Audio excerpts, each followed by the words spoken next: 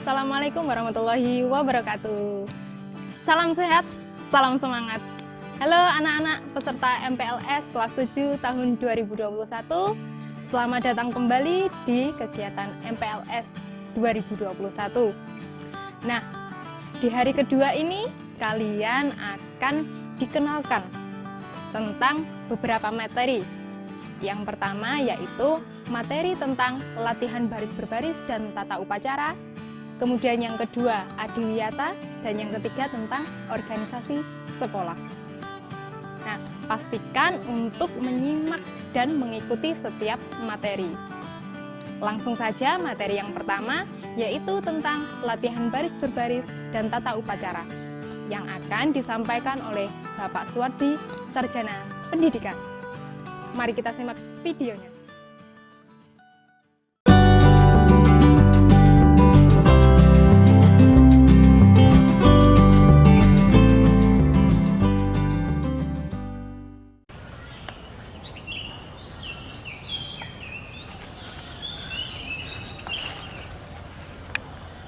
Oke, Assalamualaikum warahmatullahi wabarakatuh. Selamat berjumpa pada kegiatan masa pengenalan lingkungan sekolah atau yang sering disebut MPLS. Pada kesempatan ini saya akan memperagakan atau akan membahas materi yang ada hubungannya dengan tata upacara sekolah dan baris berbaris. Untuk melaksanakan latihan baris berbaris perorangan, yang pertama harus dikuasai adalah aba-aba. Perlu saya jelaskan bahwa untuk aba-aba ini ada 3. Yang pertama aba-aba petunjuk. Yang kedua aba-aba peringatan atau perintah. Kemudian yang ketiga, aba-aba pelaksanaan. Kemudian yang perlu diperhatikan ketika melaksanakan latihan kegiatan baris berbaris, yang tidak kalah penting bagaimana cara memberikan aba-aba petunjuk, aba-aba perintah atau peringatan, atau aba-aba pelaksanaan. Masing-masing harus ada jeda waktu. Kenapa? Aba-aba ini sangat menentukan ketika peserta atau informasi yang harus kita sampaikan ini bisa diterima oleh peserta yang mengikuti baris berbaris. Salah satu contoh misalkan kita memberikan aba-aba terlalu cepat. Siap gerak. Nah, ini tidak akan memberikan kesempatan kepada peserta pada saat baris berbaris. Nah, oleh sebab itu harus ada jeda waktu. Nah, jeda waktu ini batasan pastinya tidak ada. Oleh sebab itu kita atau pada saat kalian menjadi pemimpin upacara atau ketika menjadi komandan peleton atau komandan regu ketika memberikan aba-aba pada saat baris berbaris harus pinter. Salah satu contoh cara memberikan aba-aba yang betul. Ketika memberikan aba-aba sikap sempurna misalkan, langsung memberikan aba-aba peringatan atau perintah. Misalkan, siap gerak. Nah, antara aba-aba peringatan atau perintah dengan aba-aba pelaksanaan diberikan kesempatan orang yang kita berikan instruksi atau aba-aba untuk berpikir, sehingga nggak tergesa-gesa gerakannya, nanti sesuai dengan apa yang diinginkan dalam perintah yang kita sampaikan. Nah, oleh sebab itu memberikan aba-aba harus yang pertama jeda waktunya harus jelas. Terus yang kedua, menggunakan kalimat. Penggunaan kalimat dalam aba-aba jangan terlalu banyak. Salah satu contoh misalkan 4 langkah ke samping kanan. Nah, ini penambahan ke samping kanan. Nah, ini dirasa terlalu banyak. Kita buat lebih simpel, lebih sederhana. 4 langkah ke kanan, jalan. Kurang lebihnya seperti itu.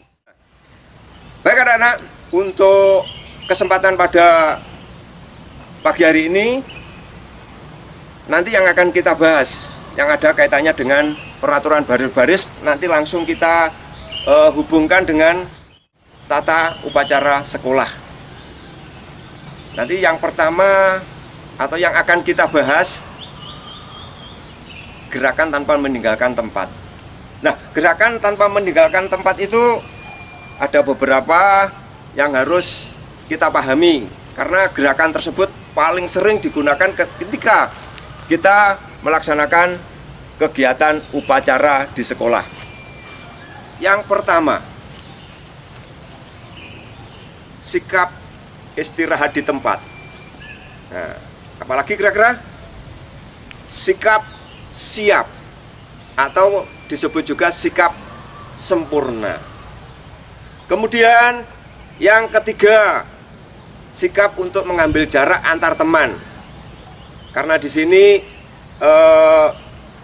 perorangan ya, itu nanti kita tambahkan aja. Kemudian sikap hormat. Ya, sikap hormat. Nah, itu beberapa gerakan dalam baris berbaris yang nanti akan kita lakukan atau kita peragakan. Nah, tugas kalian nanti mengamati. Lebih bagus lagi kalau mengikuti gerakan sesuai dengan nanti gerakan yang akan ditampilkan. Ya, di rumah ya seneng ya, nggak usah terlalu tegang.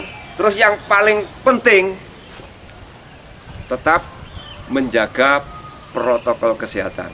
Betul? Nah, itu bagus. Ya, kalau kita lupa menjaga atau lengah dengan mengabaikan protokol kesehatan, seperti kalian tahu semuanya ya, bahwa sekarang ini adalah masa pandemi, bahkan lonjakan dari yang terpapar ya virus apa anak-anak? Nah, virus corona. Ada yang gampang untuk mengingatkan COVID. Nah, COVID-19 itu. Ini Pak Dadang Triyono nanti akan membantu Pak Wardi melakukan beberapa sikap baris berbaris atau dalam baris berbaris yang tanpa meninggalkan tempat. Oke, siap? Kita mulai. Yang pertama, pada saat ini Pak Dadang sedang memperagakan sikap apa? Ayo, siapa yang tahu? Nah, sikap sempurna.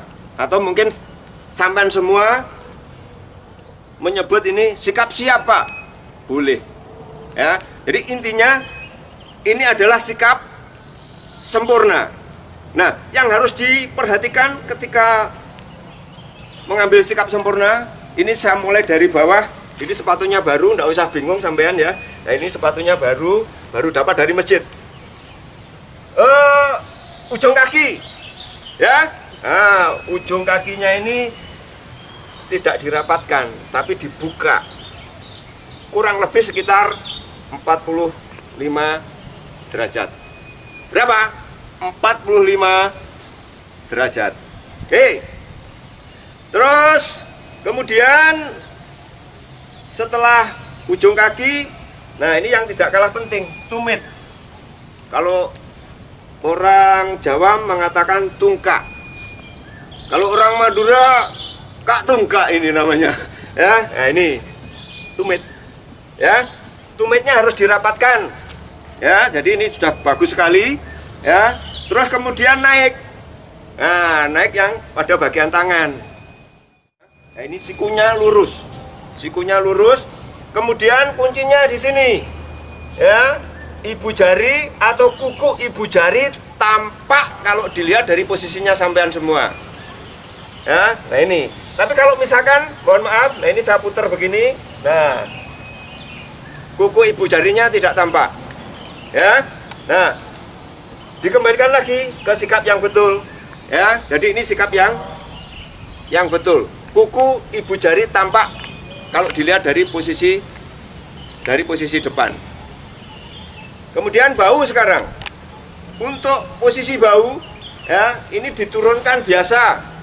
Ya, tidak usah dinaikkan, apalagi dinaikkan sebelah. Nah, kayak jenggo, ya, jago tembak yang di film-film koboi itu. Nah, ini biasanya naik. Nah, ini untuk sikap sempurna diratakan. Nah, kemudian untuk pandangan, ya, untuk pandangan lurus ke depan, lehernya tetap rileks. Ya, oke. Jadi ini adalah sikap sempurna. Sebagai sikap awal ketika satu, ya, sampan mau melakukan hormat kepada pemimpin upacara. Ya, terus yang kedua, ketika mau melakukan hormat kepada bendera. Ini ketika sampan semua mengikuti upacara di sekolah, baik itu hari Senin atau hari-hari besar nasional. Jadi harus diawali dari sikap sempurna. Ya, ketika memberikan aba-aba pun seorang pemimpin atau komandan peleton juga harus mengambil sikap sempurna. Ya, mudah-mudahan sampan semuanya sudah paham. Ya, sikap istirahat di tempat. Nah, aba-abanya sekarang, ya, mungkin di rumah sudah ada yang paham bagaimana memberikan aba-aba sikap istirahat di tempat. Oke, ini langsung nanti saya peragakan atau saya sampaikan juga untuk aba-aba, karena tadi saya belum menyebutkan aba-aba petunjuknya. Ya, ini saya menggunakan aba-aba lengkap, ada petunjuk, ada perintah atau peringatan, kemudian ada pelaksanaan. Ketika dari posisi sikap sempurna, saya memberikan aba-aba, misalkan ini dalam satu upacara ada amanat dari pembina upacara. Ya, biasanya protokol, ya, atau pembawa acara akan menyampaikan, ya, amanat pembina upacara. Ini salah satu contoh. Nah, maka pemimpin upacara akan memberikan aba-aba sebagai berikut. Kalau saya pemimpinnya, ya, saya pemimpin. Saya memberikan aba-aba petunjuk lebih dulu. Untuk perhatian, istirahat di tempat. Up. Ya, ya. Nah, ini sikap istirahat di tempat sudah diperagakan oleh Pak Dadang. Ya, kaki dibuka, ini selibar bahu, mungkin ditarik sedikit, ya, agak. Nah, terus ujung kakinya jangan terlalu membuka. Nah, oke. Ini dilihat ya. Oi, dilihat. Nah, ini. Oke. Terus berat badan ditahan oleh dua kaki. Jadi tidak berdiri dengan menggunakan satu kaki. Misalkan seperti ini, Pak Dadang berat badannya dipindah pada kaki kanan, coba. Dipindah pada kaki kanan. Nah, ini. Ya, ini berarti berat badan pada kaki kanan. Caranya apa? Menggunakan berat badan, ya, yang ditahan oleh dua kaki. Oke, ini posisi kaki. Ya, kita mulai. Ini posisi tangan ketika tampak dari belakang. Kuncinya di sini. Pergelangan tangan kanan dipegang dengan menggunakan tangan kiri. Kemudian punggung, ya, kalau sampean bisa melihat, nah ini punggung tangan kiri ini diletakkan pada bagian pinggang. Ini sudah betul sekali, ya. Jadi tangannya dipegang, ayo dicoba di rumah nggak apa-apa, ya. Nah, oke, ya, tangan kanan dipegang dengan menggunakan tangan kiri pada bagian pergelangan.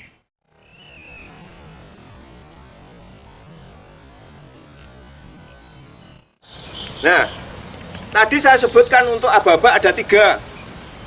Nah, yang keempat, ya, ini ada tambahan yang keempat, ini aba-aba lanjutan. Aba-aba lanjutannya bagaimana, Pak?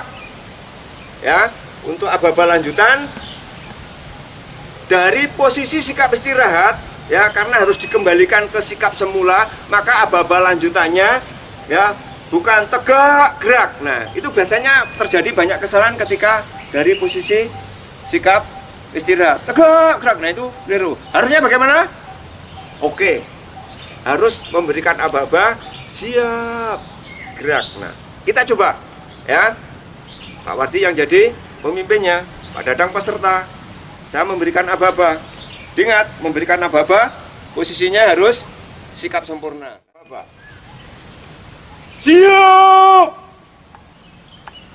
Gerak. Ya, untuk berikutnya hormat. Hormat bisa kepada pemimpin upacara, pembina upacara, terus apa lagi? Pada bendera. Nah, ini diperhatikan. Nah, ini yang perlu sampean tahu semuanya, penghormatan kepada bendera merah putih itu adalah penghormatan tertinggi ketika sampean semua mengikuti kegiatan upacara bendera. Ya, jadi karena ini penghormatan yang tertinggi, maka dari itu peserta upacara, baik itu menggunakan peci atau tidak menggunakan peci, ya, itu harus melakukan hormat. Nah, karena di sini Pak Dadang tidak menggunakan peci, hormatnya bagaimana, Pak? Ya, kita praktekkan. Ya, ini saya berikan gambaran, ya, memberikan aba-aba, nanti lengkap ada aba-aba petunjuk, peringatan atau perintah, kemudian aba-aba pelaksanaan, dan yang keempat tadi aba-aba lanjutan.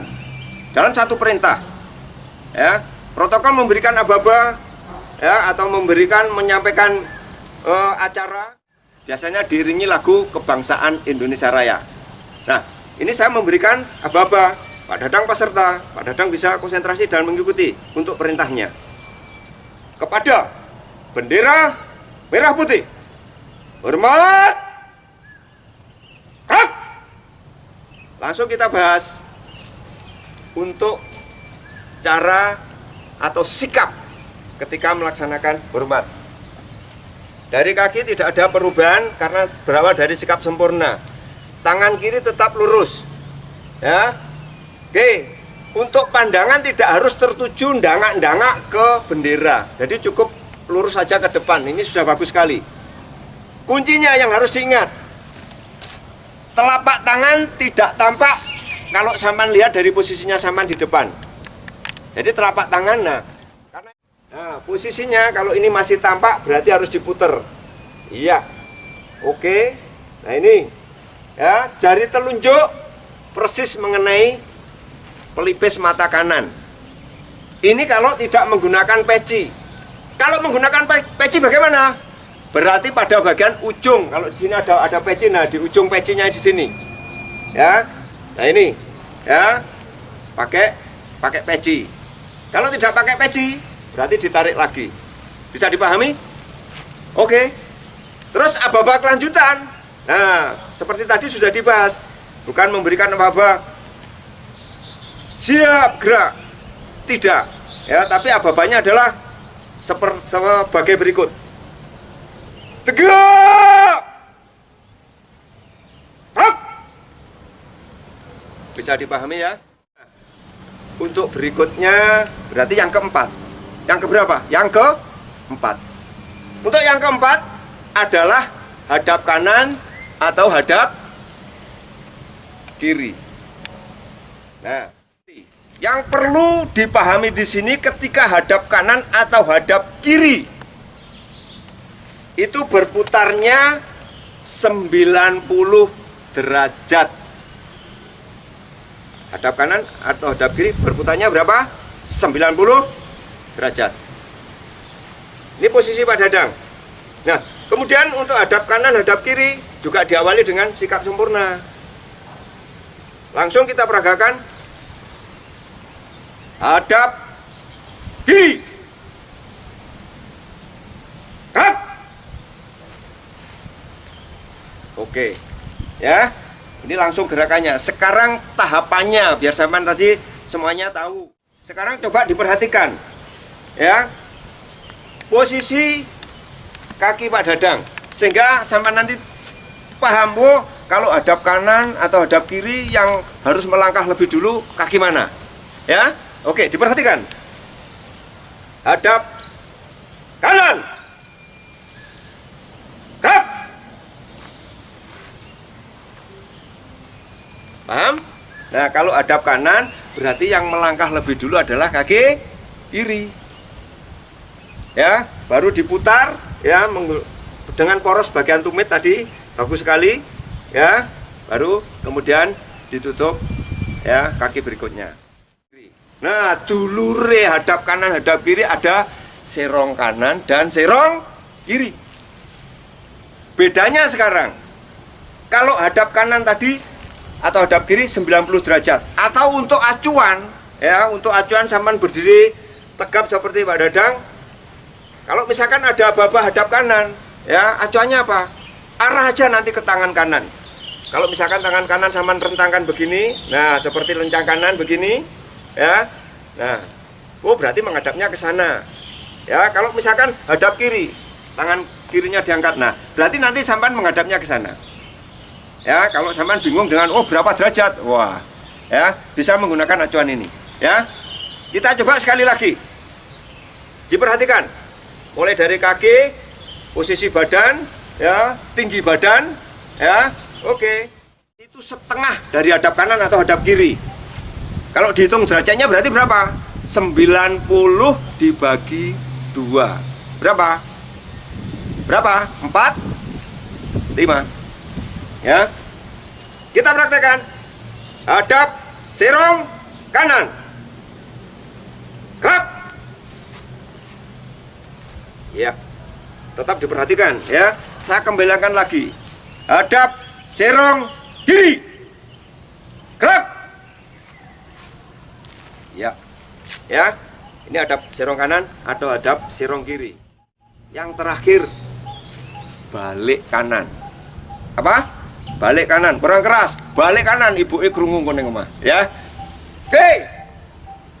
Saya memberikan aba-aba balik kanan. Gerak. Oke. Nah, sekarang coba diperhatikan atau dihitung kira-kira kalau balik kanan tadi berapa derajat? Ayo.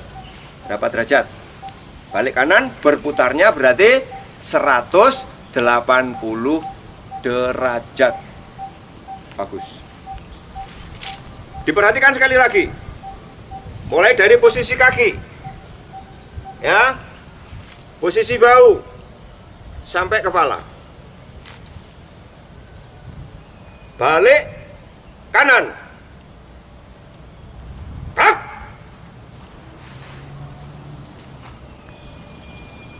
Oke. Ya. Tolong diperhatikan dan bisa dipahami. Gerakan atau langkah meninggalkan tempat.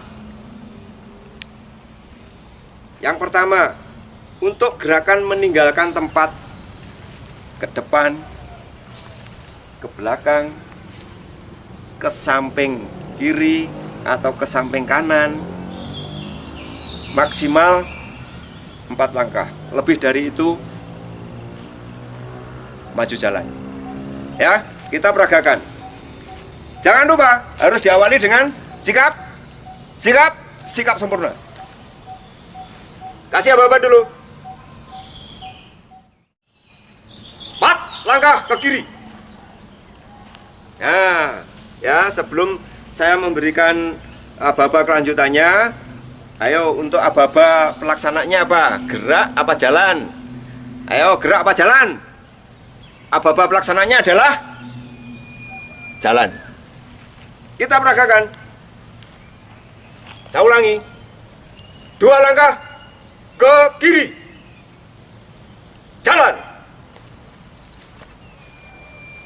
Ya. Ya. Ini bagus sekali. Terus saya kembalikan lagi. Yang ke kanan tidak ada perbedaan. 2 langkah ke kanan. Jalan. Ya. Istirahat di tempat. Gerak. Nah, itu beberapa gerakan untuk ke depan sama ke belakang, ya. Perlu diperagakan. Oke, oh perlu, ya. Kurang ke depan sama ke belakang, Pak. Kita siapkan lagi. Siap. Gerak. Ya, untuk keseragaman biasanya untuk ke depan atau ke belakang yang melangkah lebih dulu kaki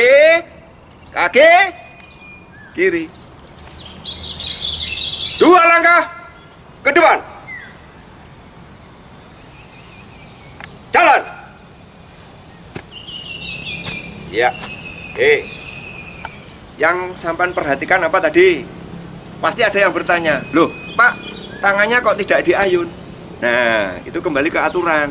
Kalau tidak lebih dari 4 langkah, tangannya tidak usah diayun. Pinter.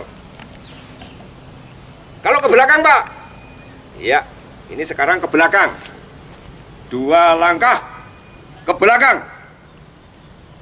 Jalan. Iya, good.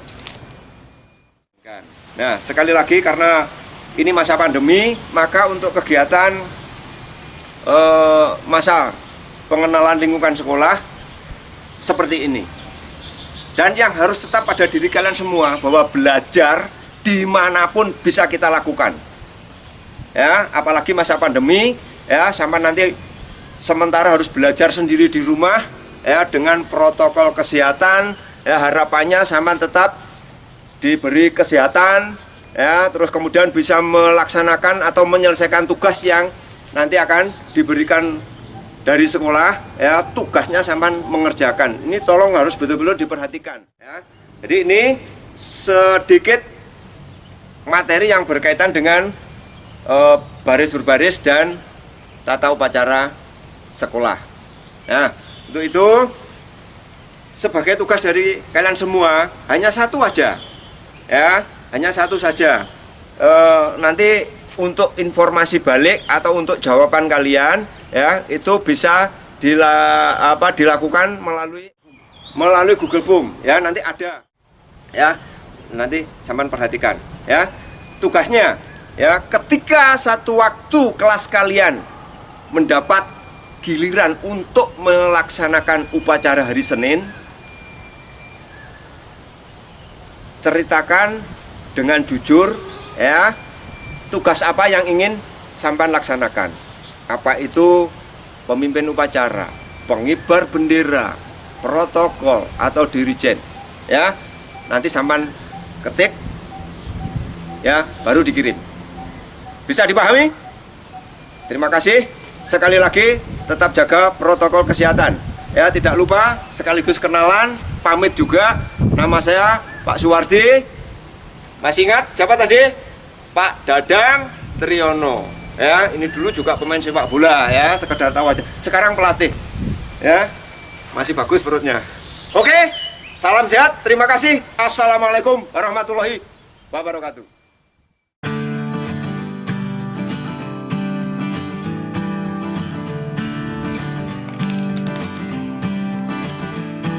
Baik, tadi adalah pemaparan materi tentang latihan baris berbaris dan tata upacara. Selanjutnya, kalian akan diberikan materi tentang adiwiyata yang akan disampaikan oleh Bapak Jumadi, Sarjana Pendidikan. Langsung saja kita saksikan materinya.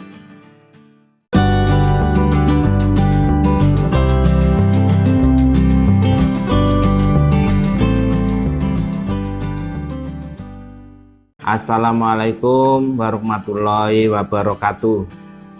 Selamat pagi anak-anak. Semangat, mari kita semangat belajar, selamat aktivitas. Anak-anak, perkenalkan saya sebagai guru SMP 1 Gampengrejo atau Ganesha. Sedangkan kalian adalah sebagai siswa-siswa baru, barangkali belum mengenal saya. Perkenalkan, saya nama Bapak Jumadi. Sehari-hari mengajar mata pelajaran IPA. Baiklah anak-anak, mari kita mulai pelajaran kita dalam kegiatan PLS ini. Saya akan menyampaikan materi adiwiyata. Perlu kalian ketahui, SMP Negeri 1 Gampengrejo ini adalah sekolah adiwiyata nasional mandiri.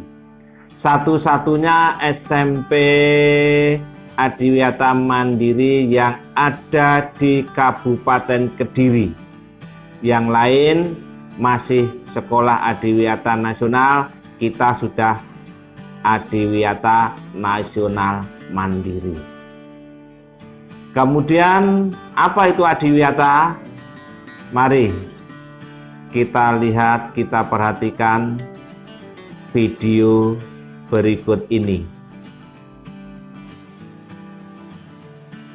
Selamat datang di Sekolah Adiwiyata Nasional Mandiri tahun 2021-2022.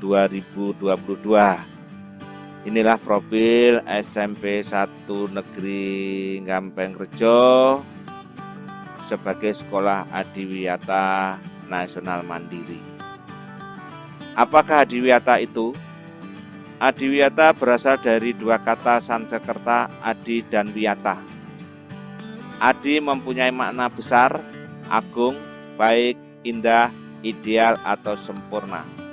Sedangkan wiyata mempunyai makna tempat untuk mendapatkan ilmu pengetahuan, norma, dan etika dalam berkehidupan sosial.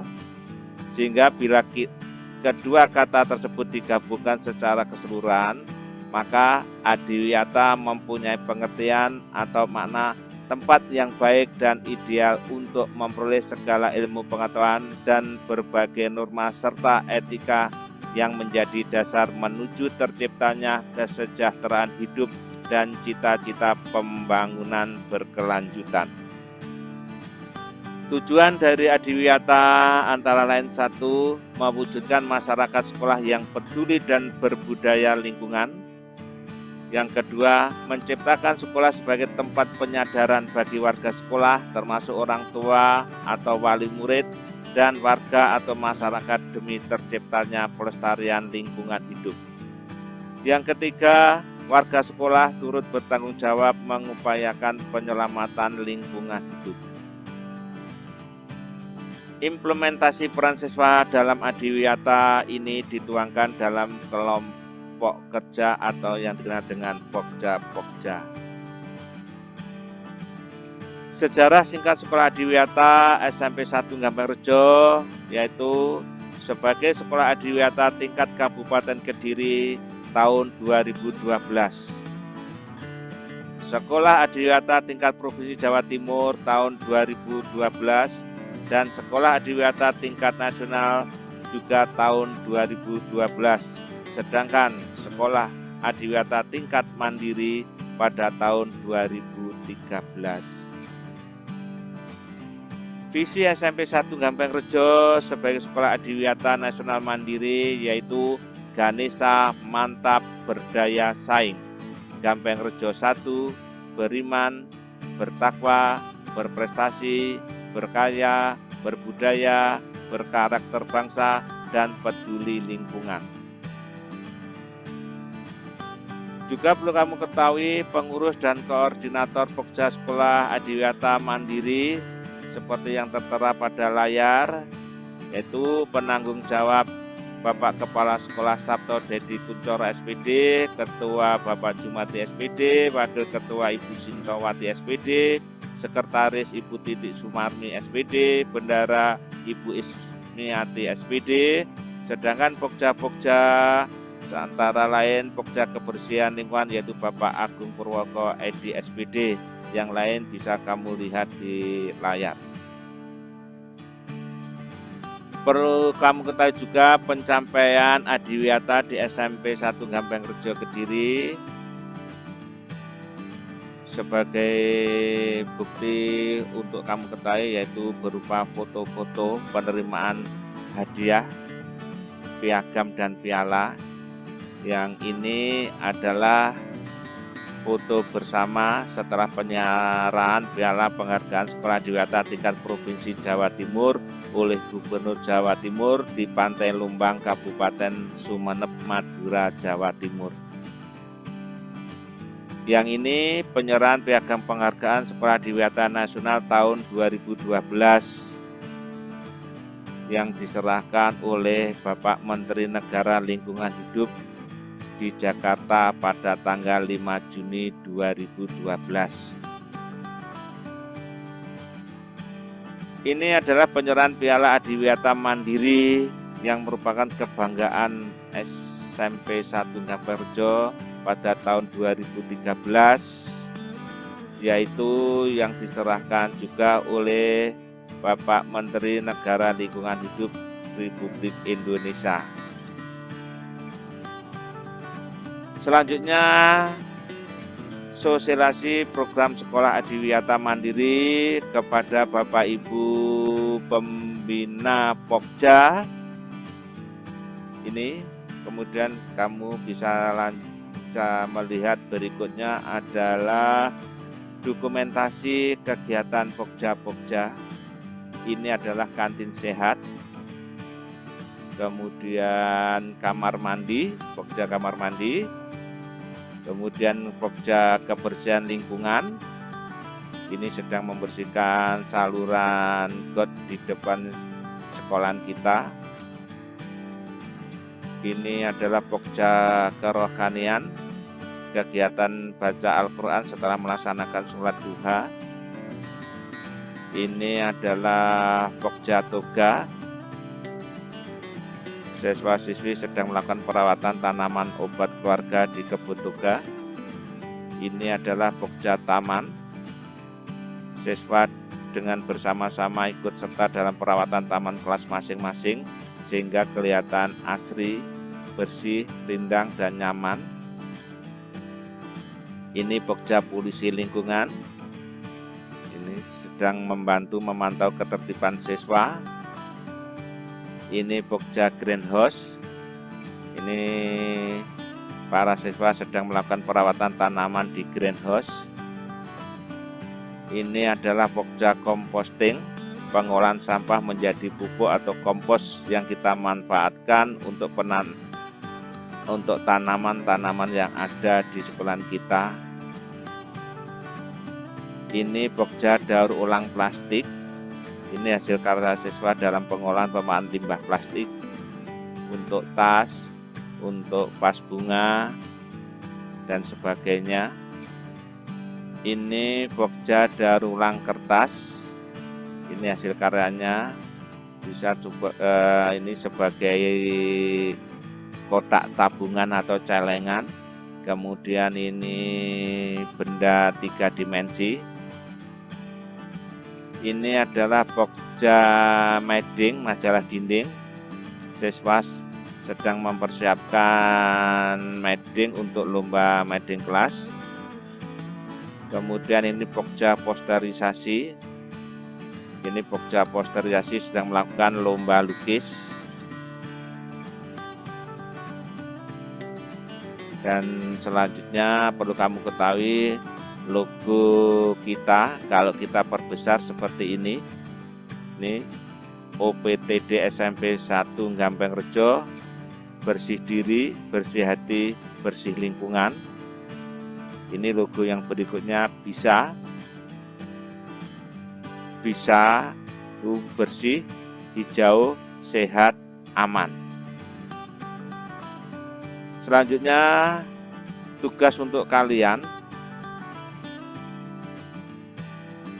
yang berhubungan dengan adiwiyata bisa kamu lakukan di rumah sendiri, yaitu kamu membuat alam sekitar rumahmu menjadi hijau dengan tanaman toga atau tanaman hias dalam pot atau kaleng bekas, dan tatalah serapi mungkin sehingga orang yang melihat tertarik dengan karya kalian. Tapi kamu jangan lupa juga dimanapun kamu tetap menjalankan protokol kesehatan dengan memakai masker, menjaga jarak, mencuci tangan dengan sabun. Ganesha bisa. Demikianlah anak-anak tayangan video kita tentang adiwiyata. Perlu kamu ketahui, jangan lupa juga tugas yang harus kamu kerjakan di rumah. Bikinlah rumah kalian itu serindang mungkin sehingga kamu nyaman di rumah, dimana rumahku adalah surgaku. Dan jangan lupa dimanapun kamu tetap melakukan protokol kesehatan. Oke, Ganesha bisa.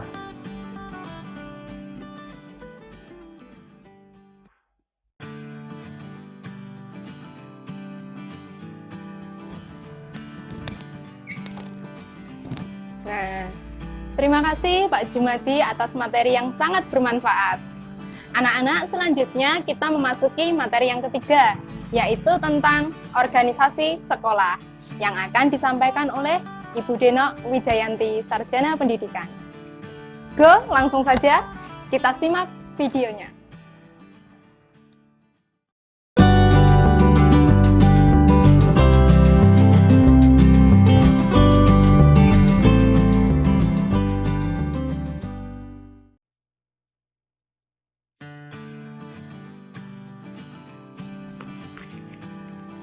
Assalamualaikum warahmatullahi wabarakatuh.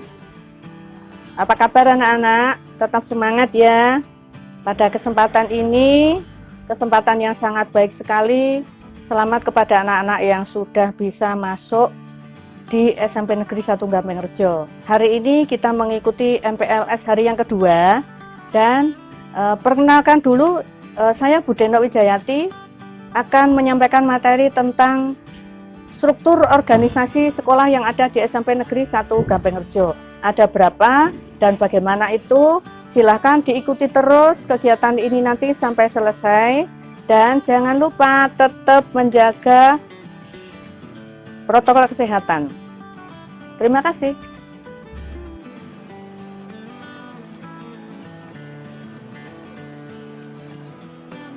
Baiklah anak-anak.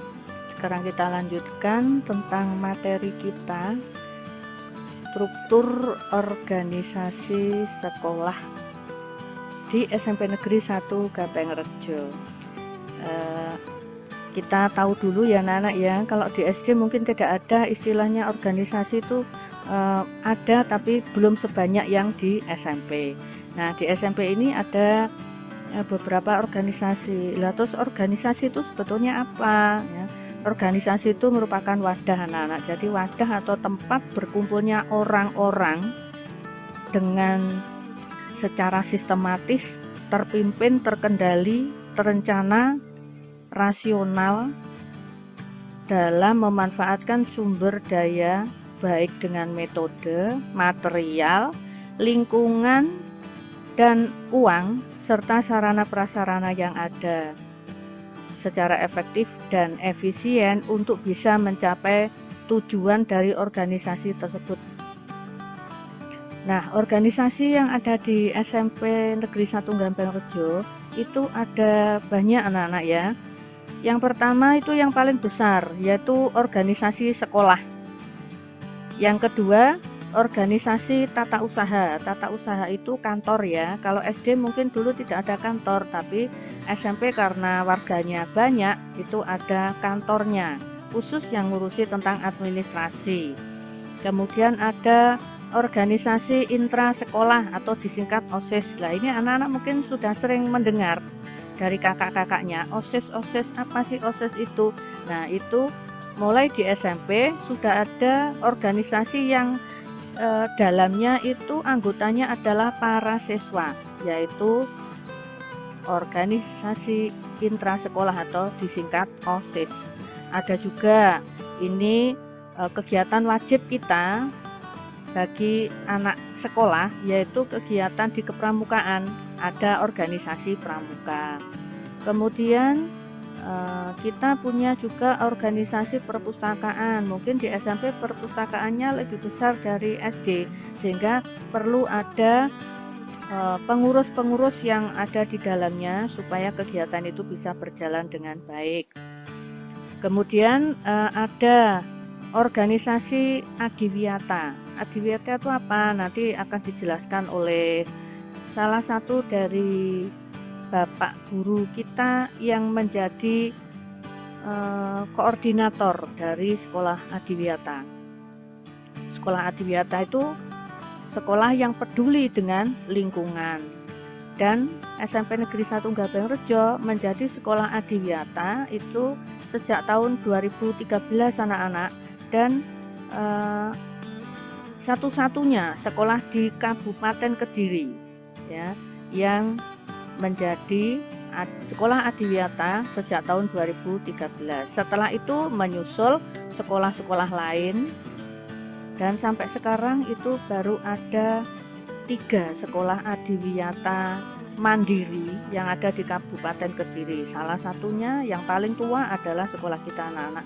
Jadi sampeyan sungguh anak-anak hebat bisa masuk di SMP Negeri 1 Gaperejo, di mana sekolahnya adalah sekolah yang peduli lingkungan. Kemudian yang terakhir yang terkait dengan kondisi saat ini, sekolah kita punya organisasi Satgas COVID-19. Jadi ada satuan petugas yang bergerak dalam upaya pencegahan penyebaran COVID-19. Nah, secara rinci anak-anak akan kita lihat satu persatu ya. Nah, ini organisasi yang pertama tadi yaitu organisasi sekolah kita anak-anak. Bahwa sekolah kita itu merupakan organisasi yang besar sehingga di dalamnya ada orang-orang penanggung jawab dari kegiatan di sekolah kita. Penanggung jawab yang utama adalah Bapak Kepala Sekolah. Bapak Kepala Sekolah kita itu namanya Pak Sabto Dedi Kuncoro SPD. Kemudian Bapak Kepala Sekolah itu dibantu oleh beberapa wakil kepala sekolah, juga beberapa koordinator. Kita lihat satu-satu strukturnya, yaitu dari atas dulu ya. Itu ada garis yang terhubung, tidak putus-putus. Itu artinya kegiatan yang dilaksanakan oleh masing-masing dari penanggung jawab itu langsung di bawah komando dari kepala sekolah. Apa saja? Yaitu ada koordinator adiwiyata. Itu tadi yang disampaikan Ibu sekilas tadi ya, itu Pak Jumadi. Kemudian ada koordinator administrasi. Administrasi itu yang berada di tata usaha ya, itu Bu Meni Yuliani.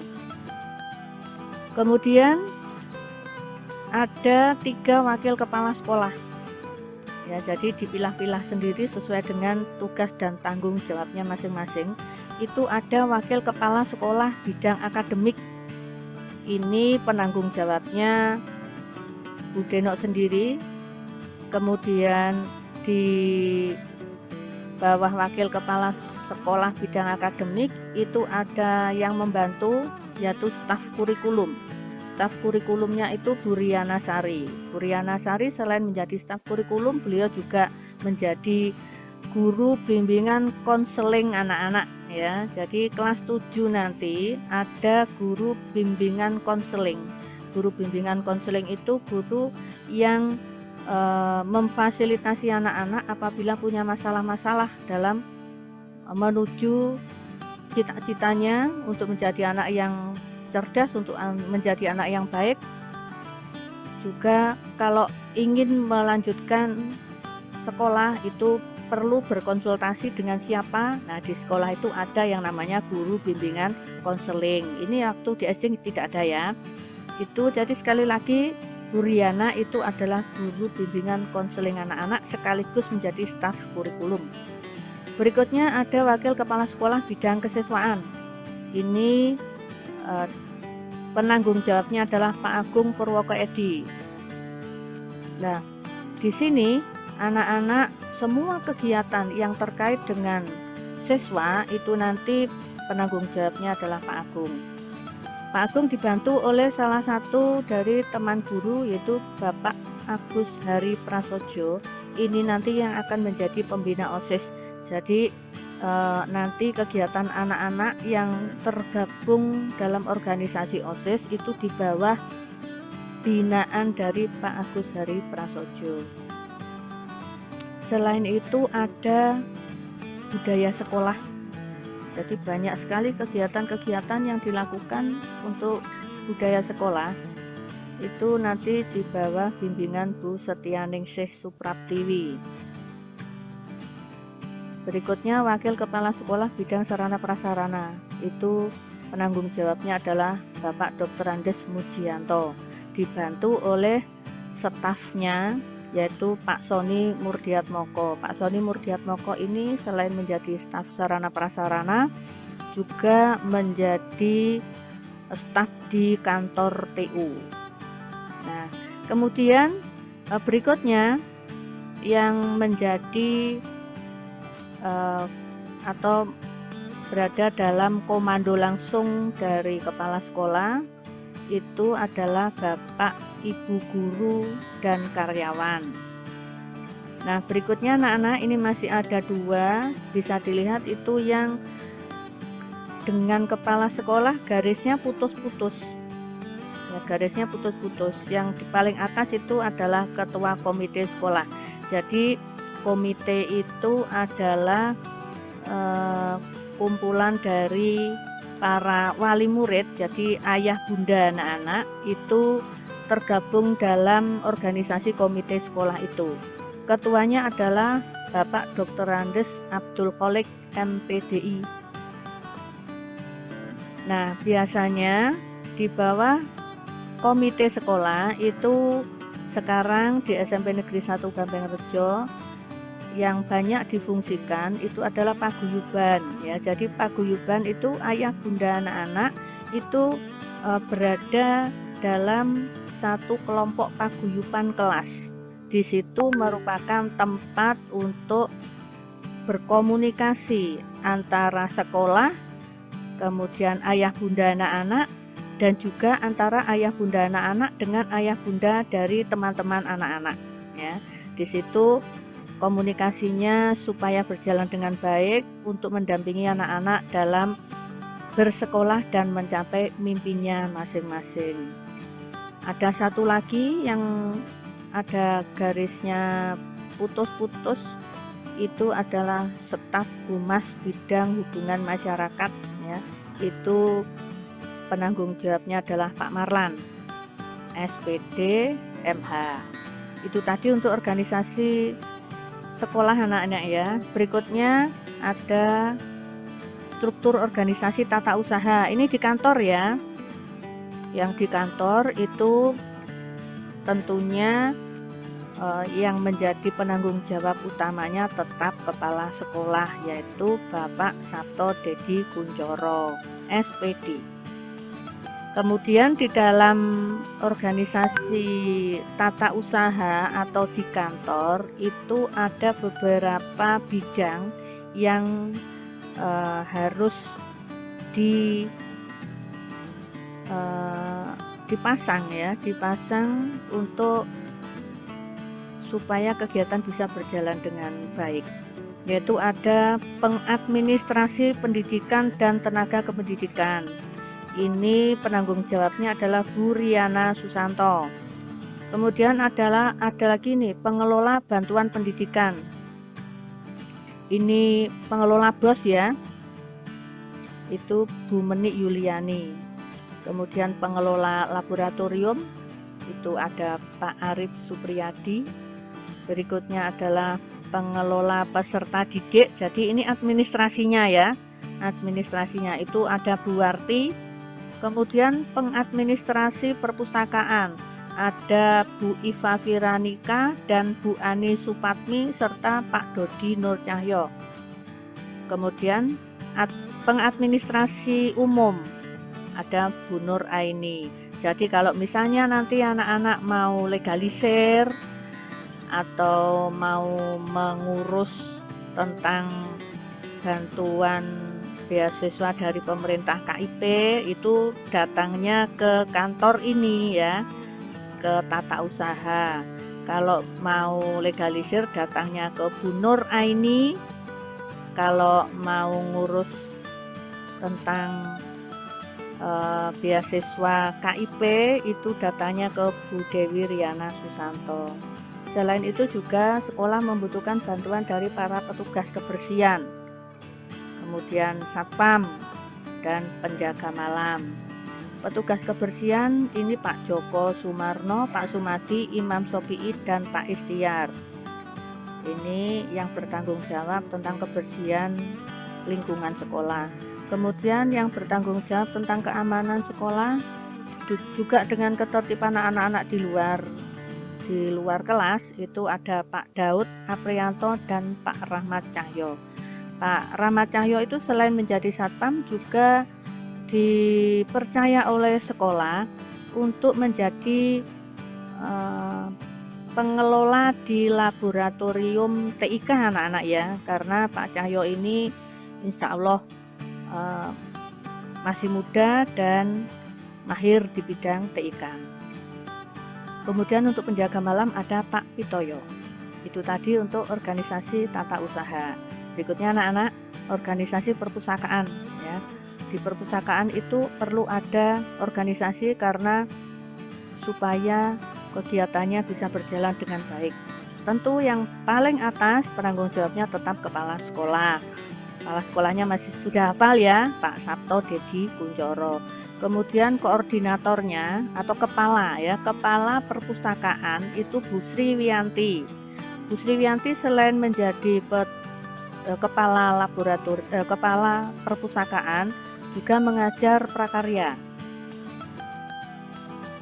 Kemudian pustakawannya itu ada 3 ya, Bu Ani Supatmi, Bu Iva Piranka, kemudian Pak Dodi Nur Cahyo. Sementara anak-anak itu adalah sebagai pemanfaat dari perpustakaan. Jadi silahkan nanti anak-anak kalau kondisi sudah normal, anak-anak masuk sekolah, anak-anak memanfaatkan buku-buku bacaan yang ada di perpustakaan secara baik. Karena buku itu adalah jendela dunia, sehingga semakin banyak anak-anak membaca buku, maka anak-anak semakin tahu dengan keadaan dunia saat ini. Untuk itu gerakan literasi dan numerasi itu sangat dibutuhkan bagi anak-anak. Jadi supaya tidak ketinggalan dengan pelajar-pelajar di seluruh dunia, maka anak-anak harus banyak-banyak melakukan kegiatan literasi dan numerasi. Apa sih literasi? Literasi itu juga salah satunya adalah membaca. Kemudian untuk menumerasi itu adalah kegiatan yang ada kaitannya dengan hitung-menghitung ya, atau menganalisa. Berikutnya anak-anak, organisasi pramuka. Salam pramuka. Ini wajib ya. Pramuka itu wajib bagi seluruh siswa di Indonesia. Pokoknya yang namanya siswa itu wajib hukumnya mengikuti kegiatan kepramukaan di sekolah. Karena masa COVID seperti ini, kegiatan kepramukaan kita itu dilaksanakan secara daring anak-anak. Jadi nanti kalau ada kegiatan kepramukaan daring, anak-anak harus mengikuti. Kalau tidak, maka tidak akan naik kelas ya. Struktur organisasi kepramukaan itu ada Mabigus. Mabigus itu di sini kepala sekolah. Kemudian ada pembina budep ya, pembina budepnya saat ini adalah Bu Wiwi.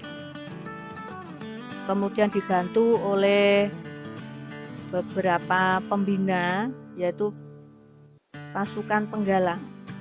Jadi ada pembinanya, kemudian ada pembantu pembina. Kemudian ada Dewan Kehormatan Penggalang. Ya, selain Dewan Kehormatan Penggalang juga ada Dewan Penggalang. Kalau Dewan Kehormatan itu pasukan penggalang, terdiri atas para pemimpin regu utama, pemimpin regu, pembina, dan para pembantu atau pembina penggalang. Kemudian di bawahnya pasukan penggalang itu ada Pratama. Di bawahnya Pratama itu ada pemimpin regu, wakil pimpinan, anggota. Kemudian mungkin itu lebih dari satu ya, tergantung dari jumlah siswa yang ada di sekolah.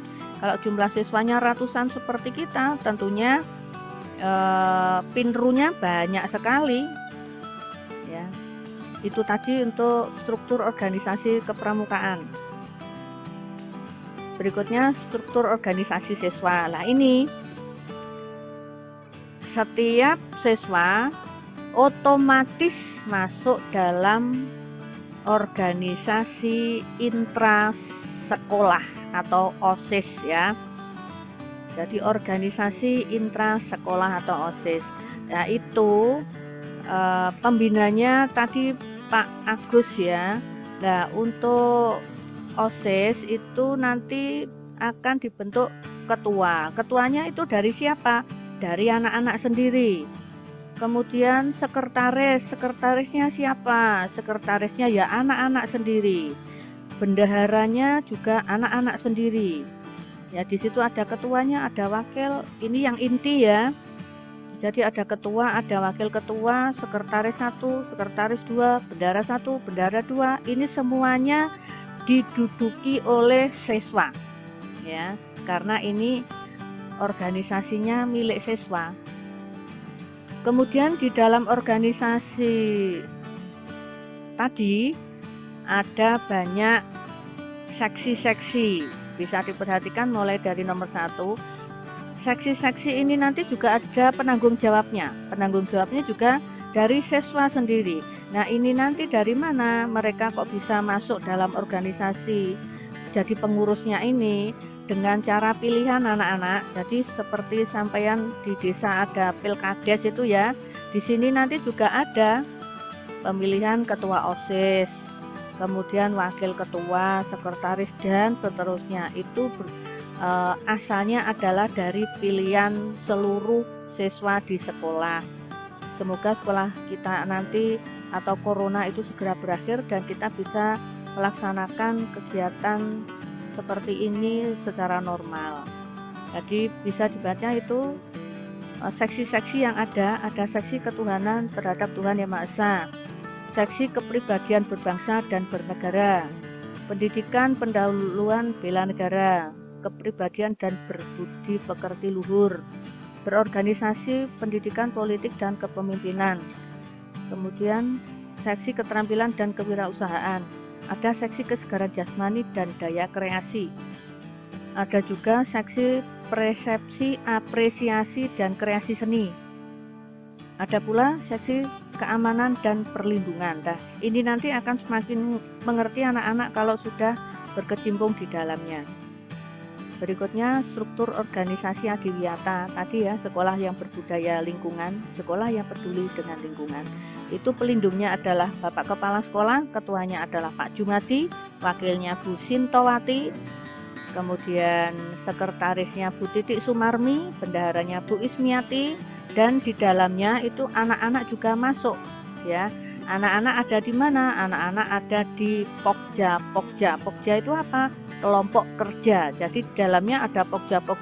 Pokjanya banyak sekali. Ada Pokja bersih, ada Pokja polisi sekolah, ada Pokja daur ulang, ada Pokja mural, dan masih banyak yang lain. Yang terakhir ini anak-anak, munculnya terakhir-terakhir ini ya, sejak adanya COVID atau pandemi COVID-19 itu sekolah memunculkan struktur organisasi Satgas Pencegahan Penyebaran COVID-19. Penanggung jawabnya adalah kepala sekolah, kemudian ketuanya itu Pak Agung Purwokedi, dan sekretarisnya Bu Denok Wijayati, bendaharanya Bu Menik Yuliani. Di dalamnya ada tim-tim yang bertanggung jawab untuk tim pembelajaran psikologi dan tata ruang. Ada tim kesehatan, kebersihan, dan keamanan. Kemudian ada tim pelatihan dan humas.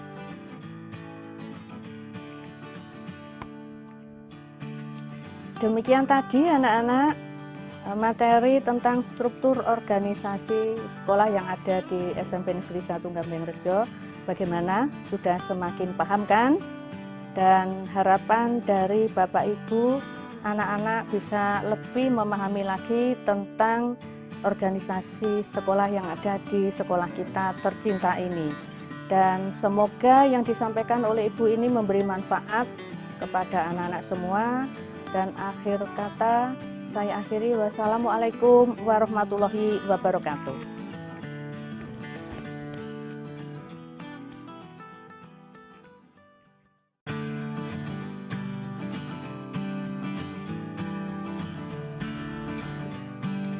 Terima kasih kami sampaikan kepada ketiga penyaji materi, anak-anak peserta MPLS tahun 2021.